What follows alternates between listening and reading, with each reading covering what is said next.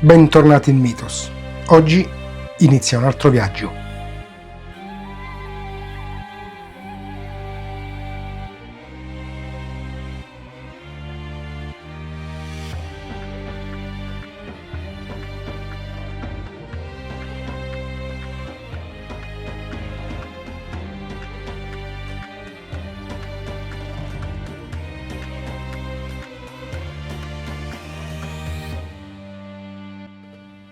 Il nostro viaggio continua.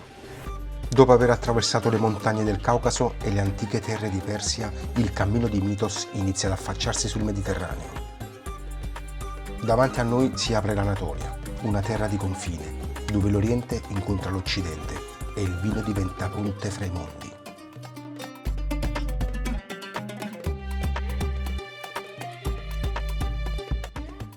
Qui, tra il fuoco delle colline vulcaniche e la brezza dell'Egeo, il mito non è soltanto ricordo, è vita che scorre ancora nei filari.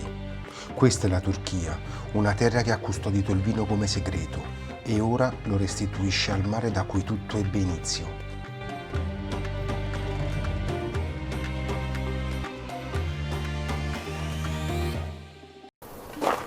Ogni terra ha un respiro, ma pochi al mondo sanno parlare come l'Anatolia. Un ponte di luce e di pietra tra Oriente e Occidente. Qui il vento porta ancora l'odore dell'uva e la terra racconta storie che nessun libro ha mai scritto. Storie di re, di dei e di vino. L'Anatolia non è solo geografia, è memoria stratificata in millenni di civiltà. Ogni collina nasconde un tempio dimenticato. Ogni valle custodisce il nome di un popolo scomparso. Migliaia di anni fa, proprio qui, tra le montagne dell'est e le coste dell'Egeo, l'uomo prese i semi selvatici della vitis vinifera e li trasformò in ciò che oggi chiamiamo civiltà del vino. Gli archeologi l'hanno confermato scavando cantine datate 6.000 anni. I genetisti l'hanno dimostrato mappando il DNA della vite. L'Anatolia è il chilometro zero. Da queste terre partirono le rotte che portarono il vino in Grecia, a Roma e in tutta Europa. E tutto iniziò con un dio che camminava tra gli uomini. Prima che l'uva diventasse ricchezza fu un mistero, e secondo gli antichi il mistero nacque da Dioniso. Il dio del vino non arrivò dalla Grecia, ma da Oriente. I greci stessi lo chiamavano il dio straniero, perché veniva da est, dalla Lidia, dalle terre che oggi sono turche. Viaggiò lungo la costa dell'Egeo attraverso la Frigia e la Lidia, portando con sé tralci di vite selvatica. Ovunque andasse insegnava agli uomini a piantare, a fermentare e a celebrare. Non era un dio distante, lavorava la terra, sapeva cosa significava il sudore. Conosceva il momento giusto per la vendemmia, il segreto della fermentazione, il rito della condivisione. Fu qui in Anatolia che la vite si trasformò da frutto selvatico a coltura sacra, un dono degli dei e un'arma degli uomini contro il tempo, perché il vino fa ciò che nessun altro alimento sa fare, migliora invecchiando. Non marcisce, evolve, come se contenesse dentro di sé una piccola eternità. Attusa, capitale dell'impero Ittita. Siamo nel cuore dell'Anatolia centrale, tra il XVII e il XII secolo a.C. Un altopiano duro, lontano dal mare, circondato da mura ciclopiche. Qui nasce uno dei primi grandi imperi della storia e qui il vino non è un piacere, ma uno strumento di potere. Gli Ittiti bevevano vino, certo, ma soprattutto lo governavano. Nei templi di Attusa il vino entra nei rituali ufficiali dello Stato. Ogni cerimonia importante inizia con una libagione. Il re versa vino sulla terra per onore di Teshub, il dio della tempesta. Perché in Anatolia la pioggia decide tutto, senza pioggia non c'è raccolto e quindi non c'è vino e senza vino non c'è stabilità. Il mito serve a spiegare il mondo, ma qui entra in gioco la storia. Gli Ittiti fanno qualcosa di nuovo, mettono il vino per iscritto. Sulle tavolette di argilla incise in scrittura cuneiforme compaiono regole precise. Quanto deve produrre un vigneto? Chi è responsabile della vigna? Quale punizione spetta a chi danneggia la vite? È una rivoluzione silenziosa, il vino diventa legge. Non è più solo un rituale, è economia agricola, organizzazione del territorio e controllo della produzione. Gli Ittiti chiamano il vino viana, ciò che risveglia la terra. Non è una metafora poetica, è un concetto agricolo. Il vino nasce dal ciclo dell'acqua, del suolo e del lavoro umano. E oggi lo sappiamo con certezza. Gli archeologi hanno analizzato coppe di bronze ritrovate ad Attusa, datate il XV secolo a.C. Dentro ci sono residui chiari, acido tartarico, resine vegetali e polline di vite. Segni inequivocabili di una produzione vinicola strutturata e già evoluta. Ma il vino ittita non serve solo a nutrire o pregare, serve a fare politica. Quando due sovrani firmano un trattato di pace non basta un sigillo, devono bere insieme lo stesso vino, dalla stessa coppa, davanti agli dei. Quel gesto trasforma un accordo umano in un giuramento sacro. IX secolo a.C., a oriente dell'Anatolia, tra le montagne dell'Armenia storica, nasce il regno di Urartu, un impero di fortezze d'alta quota, di re guerrieri e di vigneti sacri. Le iscrizioni reali, incise su stele di basalto nero, lo dicono chiaramente: il re non governa solo uomini e terre, governa anche l'acqua e il vino. Per questo i sovrani di Urartu costruiscono qualcosa di mai visto prima: enormi cantine scavate nella roccia e canali monumentali per irrigare le vigne reali. Il più famoso è il canale di Menua, oltre 50 km scavati nella pietra viva, con muri alti fino a 11 metri. Un'opera colossale, costruita per la regina come dono nuziale. Sulla stele c'è scritto: ho scavato questo canale, ho piantato vigne. Che chi venga dopo di me protegga quest'opera, affinché il vino scorra per sempre. E il vino scorre ancora. Quel canale, dopo quasi 3000 anni, è tuttora in funzione. Nelle cantine reali le anfore vengono sigillate con simboli dinastici.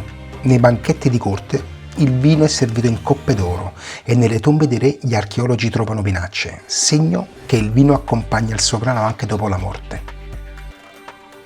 Con il cristianesimo il vino cambia ruolo, ma non perde di importanza, diventa sangue di Cristo e per questo non può scomparire. Durante l'impero bizantino, tra la Cappadocia e il Ponto, i monaci riprendono in mano la viticoltura. Non per piacere, per necessità. Qui il territorio è duro, vulcanico, scavato dal vento, ma proprio queste colline di tufo diventano ideali per la vite. I monaci coltivano vigne in altura e pigiano l'uva in torchi di pietra scavati direttamente nella roccia, strutture che esistono ancora oggi, tecnica pura. Il vino serve alla liturgia, ma serve anche a vivere, per il commercio, per mantenere i monasteri e accogliere pellegrini e mercanti. Il vino è custodito sottoterra, in grotte naturali dove la temperatura resta stabile tutto l'anno, condizioni perfette per conservarlo senza tecnologia. A Mavrucandere in Cappadocia troviamo uno dei complessi più impressionanti, ben 14 torchi rupestri su più livelli, scavati interamente nella roccia vulcanica, produzione stimata 17.000 litri l'anno. Attorno alle cantine arnie scavate nella parete per produrre miele, prodotto che serve a dolcificare il vino speziato e produrre idromiele. Le cronache del X secolo parlano di vini esportati fino a Costantinopoli e Antiochia, sigillati con resina di pino, trasportati lungo le rotte che collegano Oriente e Mediterraneo. Nel XV secolo d.C. l'impero ottomano conquista l'Anatolia. Le leggi cambiano, il vino viene limitato, controllato, spesso proibito, ma non scompare. Nelle comunità armene e greche, nelle isole dell'Egeo e nei villaggi nascosti della Cappadocia la vendemmia continua.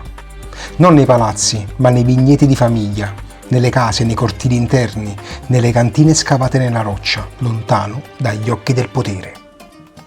A Smirne e a Istanbul le emeiane, ovvero le taverne del vino, luoghi popolari dove si beve, si mangia e si discute, resistono.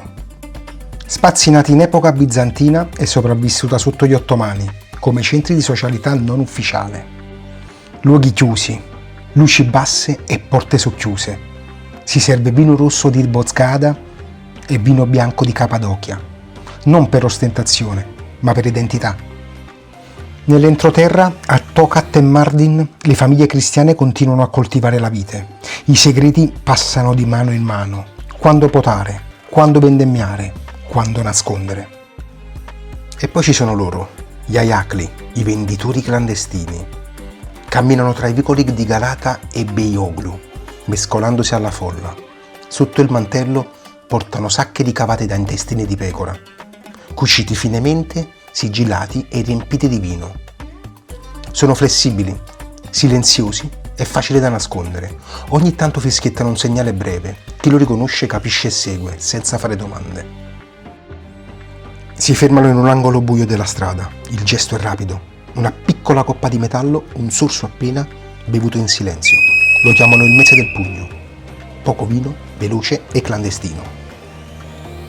Non è solo vino, è un atto di resistenza quotidiana. La legge proibisce, la terra no. 1923 nasce la Repubblica di Turchia. Mustafa Kemal Atatürk, il fondatore della Turchia moderna, guarda al futuro e fa una scelta netta. La Turchia sarà uno stato moderno, laico e produttivo. E il vino, per la prima volta dopo secoli, rientra in un progetto nazionale. Nel 1926 nasce Tekel, il monopolio di Stato. L'obiettivo è semplice e diretto: organizzare e controllare la produzione. Si costruiscono grandi cantine pubbliche e si produce su larga scala. Negli anni 40 e 50 i numeri crescono rapidamente, milioni di litri ogni anno. Il vino turco entra nei mercati dell'Europa orientale. Ma è un vino pensato per i volumi, la qualità resta in secondo piano. La vera svolta arriva negli anni 80 e 90, quando il vino smette di essere solo industria e torna a essere scelta produttiva. In questo periodo emergono alcune cantine che segnano un cambio di passo, come Doluca, Cavaclidere, Pamukkale ed altre. Non nascono tutte insieme, non fanno tutte le stesse cose, ma condividono una direzione chiara: fare vino in modo moderno, consapevole e tecnico. Arrivano vasche d'acciaio a temperatura controllata, laboratori enologici e arriva uno studio serio del vigneto, ma soprattutto arriva una presa di coscienza fondamentale. La Turchia non deve copiare nessuno, non deve inseguire modelli stranieri, deve diventare se stessa, partendo dal proprio territorio, dal proprio clima e dalle proprie uve. Alla fine degli anni 90 il vino turco torna a farsi notare non per quantità ma per identità, perché i produttori riscoprono una ricchezza enorme, centinaia di vitigni autoctoni adattati a territori estremi, a soli vulcanici e a climi continentali durissimi. Un patrimonio costruito in migliaia di anni di storia agricola, in gran parte dimenticato, spesso mai studiato a fondo, quasi sconosciuto fuori dai confini del paese, ed è da qui che inizia davvero il nuovo racconto del vino turco, non come imitazione dell'Europa, ma come voce autonoma, antica e finalmente consapevole. La vera rinascita della Turchia enologica inizia proprio da qui, dai suoi vitigni autoctoni. Ogni regione custodisce uve che non crescono altrove, forgiate da millenni di adattamenti a terroir estremi e unici. Okuzgozu, che significa occhio di bue per la dimensione degli acini, nasce a Elazig, nella Mesopotamia superiore. Vino dal colore rubino intenso, morbido, fruttato, con una acidità brillante che lo rende incredibilmente bevibile.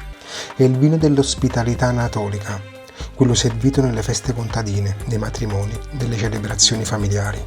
Sa di melograno fresco, ciliegia nera, spezie dolci. È un vino generoso come la terra che lo genera. Bogazker, letteralmente tagliagola. Viene da Diyarbakir e cresce sui suoli di basalto vulcanico lungo il Tigri. Ha tannini fitti, come una foresta, profumi austeri di tabacco, cuoio e spezie scure. Giovane e quasi imbevibile, ruvido, quasi aggressivo, ma se lo lasci invecchiare 10-15 anni si trasforma in qualcosa di sublime. Spesso viene assemblato con Okuzgozu per creare il blend rosso per eccellenza dell'Anatolia. Frutta e struttura, seta e ferro, oriente e occidente, nello stesso calice. Kalecik Karasi, originario dell'Anatolia centrale, vicino ad Ankara, regala profumi delicati di fragola selvatica, ciliegia e petali di rosa, elegante, preciso, sorprendentemente simile a un pinot nero borgognone, ma non con un carattere tutto suo, più speziato, solare. Narince, bianco di Tokat, nelle montagne del Ponto, ha note di agrumi canditi, miele d'acacia e fiori bianchi, spesso fermentato in legno e usato anche per produrre spumanti metodo classico di grande finezza. Emir, il principe della Cappadocia. Cresce tra le rocce vulcaniche insuri di tufo e cenere. Restituisce vini bianchi di mineralità cristallina, dalla finezza tagliente, come una lama, dalla trasparenza di vetro. Sa di pietra focaia, erbe amare. È il vino che i re ittiti bevevano 3000 anni fa. È il vino che i monaci bizantini usavano per la messa. E oggi è il vino più ricercato dai sommelier internazionali, che cercano qualcosa di radicalmente diverso, di autentico, di vero. Sono uve antiche, nate molto prima della parola stessa vino, e oggi rappresentano il cuore pulsante di un paese che ha finalmente ritrovato la propria voce. La Turchia è vasta e drammaticamente complessa, oltre 500.000 ettari di vigneti sparsi su un territorio grande quanto Francia e Italia messi assieme. Ma solo una piccola percentuale, meno del 3%, è destinata alla vinificazione. Il resto produce uva da tavola e uvetta. Ogni regione ha il suo carattere, forgiato da clima, altitudine e suolo. A ovest l'Egeo, Izmir, Denizli, Sesme, Bozkada e la Turchia mediterranea. Clima mite, estati calde temperate da una brezza marina, inverni dolci, suoli calcarei ricchi di fossili marini. Qui crescono la Bornova Mescheti, l'uva aromatica più antica del mondo, antenata dei moscati mediterranei. E il Kuntra, identificato da alcuni come il Cabernet Sauvignon, ma che qui ha sviluppato una personalità unica, note di timo selvatico, pietra calda e sapidità marina. A nord-ovest la Tracia, Tekirdağ, Kirklareli, guarda verso la Grecia e la Bulgaria. Terre di colline dolci, clima continentale moderato, dove si producono alcuni dei migliori rossi da esportazione della Turchia. Nel centro del paese, tra Ankara e Cappadocia, l'altitudine sala vertiginosamente e i suoli diventano vulcanici. Qui i vigneti crescono tra gli 800 e i 1400 metri su terre di tufo, cenere e pomice. La Cappadocia è un paesaggio lunare, pinnacoli di roccia modellati dal vento, città sotterranee a 7 livelli, chiese bizantine scavate nella pietra e vigneti che sembrano crescere su Marte. Il suolo vulcanico sabbioso salvò queste viti dalla fillossera nel XIX secolo. Il pidocchio killer non poteva camminare sulla sabbia. Così oggi in Cappadocia esistono ancora viti a piede franco, radici che affondano direttamente nel terreno senza innesti, esattamente come 9000 anni fa. I vini sono minerali eleganti, longevi, bianchi taglienti, rossi austeri che chiedono tempo. A sud-ovest, tra Diyarbakir, Mardin ed Elazig, siamo nella Mesopotamia superiore, le vigne crescono in condizioni estreme. Altitudini tra i 1200 e i 1500 metri. Estati che toccano i 40 gradi. Inverni dove le temperature scendono a 25 gradi sotto zero. Per sopravvivere i contadini usano ancora il sistema Baran, un sistema antichissimo. Significa tempesta. In autunno le viti vengono piegate e letteralmente sepolte sotto terra e pietre, per essere protette dal gelo mortale. In primavera vengono risvegliate, disseppellite, ripulite e legate ai pali. Un lavoro massacrante, ma è l'unico modo. Ed è lì, in queste terre di frontiere, che il vino turco conserva la memoria più antica. Oggi, in una svolta che nessuno si aspettava, molte cantine turche stanno tornando a vinificare in anfora. Seguono metodi simili a quelli della Georgia. Il kevevri georgiano e la cupe turca sono cugine strette, ma con una sensibilità tutta anatolica. Usano la cupe, l'anfora tradizionale ottomana e bizantina, recuperata da monasteri abbandonati e vecchie case di villaggi.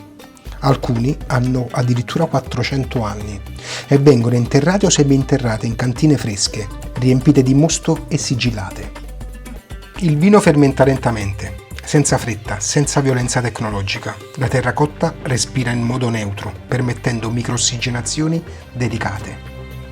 È una fusione perfetta tra passato e presente, anfore accanto a serbatoi d'acciaio, lieviti indigeni accanto a selezioni moderne, tradizione accanto a tecnologia.